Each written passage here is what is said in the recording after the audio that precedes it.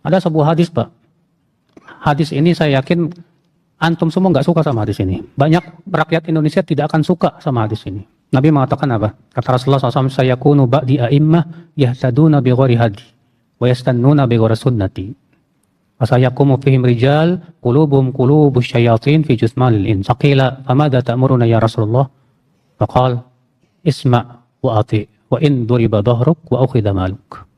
Rawahu Muslim. Kata Rasulullah, akan ada setelahku nanti yang mengambil sunnah selain sunnahku. Mengambil selain petunjuk Rasulullah, berarti petunjuk siapa, Pak? Petunjuk buatan manusia. Mengambil sunnah selain sunnah Rasulullah, berarti sunnah siapa, Pak? Sunnah buatan manusia. Lalu Rasulullah bersabda apa? Dan akan ada pada mereka pemimpin yang hatinya hati setan, tapi badannya badan manusia. Maksudnya gimana? Pemimpin ini jahat, buruk ini pemimpin. Kemudian ditanya oleh seorang sahabat, itu Hudzaifah, apa yang kau perintahkan kepada kami ketika mendapatkan pemimpin seperti itu, ya Rasulullah? Nah ini, dengarkan, ini jawabannya, kita nggak suka sama jawabannya, Pak. Kata Rasulullah, tetaplah mendengar dan taat. Punggungmu dipukul, hartamu diambil. Berat ini, Pak, hadis. Banyak orang yang jiwa itibanya kosong tuh kalau dengar hadis ini, enak bener pemimpin. Dalam hadis yang lain, Rasulullah SAW mengatakan kepada para sahabat, akan ada mereka minta hak mereka dipenuhi. Yas'aluna haqqahum.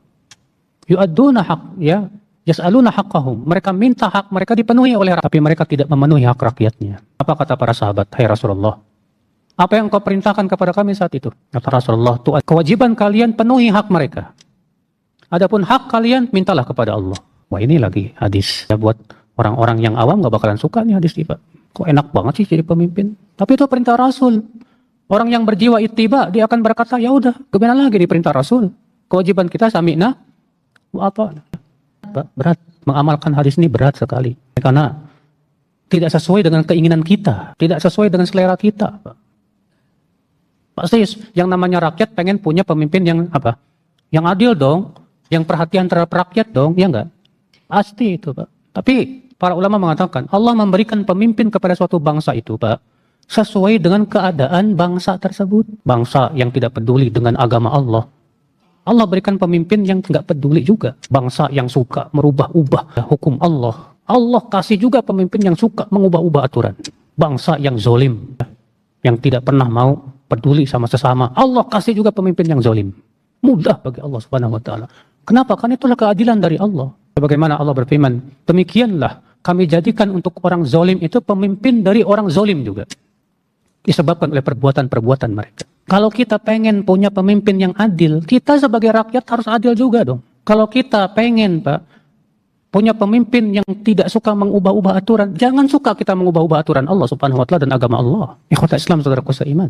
Karena pemimpin itu, Pak, adalah bukti keadilan Allah Subhanahu wa Ta'ala kepada manusia. Ikhwata Islam, saudaraku seiman, rahimani wa rahimakumullah jami'an. Nah ini mendengar dan taat kepada pemimpin, Pak. Walaupun pemimpin tersebut zolim. Kata Rasulullah, man ro'a min amirihi syai'an yakrahuhu falyasbir. Siapa yang melihat pemimpinnya melakukan sesuatu yang ia tidak suka, sabarlah. Dan satu yang lain apa? Kata Rasulullah SAW, innaha satakunu atharah. Nanti akan muncul al-atharah. Siapa al-atharah? Kata Imam Nawawi, itu pemimpin-pemimpin yang lebih mementingkan dirinya daripada rakyatnya. Kepentingan dirinya yang dipikirkan, kepentingan rakyat dia tidak pikirkan. Seperti yang kita lihat di zaman sekarang. Ya. Apa kata Rasulullah? Fasbiru, sabarlah. Sampai kapan sabar? Sampai kalian berjumpa denganku di telaga Haud. Kalau kita sedang berada di negeri kafir untuk suatu keperluan, bolehkah kita memakai kaidah hukum asal makanan adalah halal? Nggak bisa, Pak. Tergantung negeri kafirnya ini ahli kitab atau bukan. Kalau negeri kafirnya itu negeri ahli kitab, mayoritas di situ orang Yahudi atau Nasrani, maka kita bisa gunakan kaidah pada asalnya sembelihan ahli kitab itu halal sampai ada bukti yang kuat bahwa mereka menyembelihnya bukan dengan nama Allah. Tapi kalau negeri kafir ini majusi misalnya, bukan ahli kitab, sembelihan mereka halal tidak? Tidak halal. Maka pada waktu itu kita harus hati-hati karena kita berada di negeri yang di situ mayoritasnya orang-orang majusi yang menyembah berhala dan sembelihan mereka tidak halal masalahnya. Ya.